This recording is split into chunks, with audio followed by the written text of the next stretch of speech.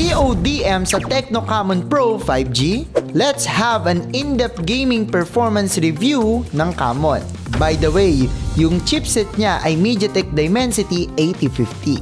Nagsimula kami ng 6:50 PM. Yung battery niya is at 78% and yung temperature niya ay naglalaro sa 27.8 degrees hanggang 28 degrees Celsius at a steady 60 FPS.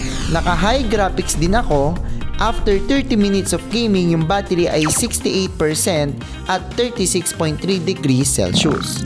May konting-konting pag-iinit yung phone pero hindi naman yung sobra-sobrang mapapaso ka.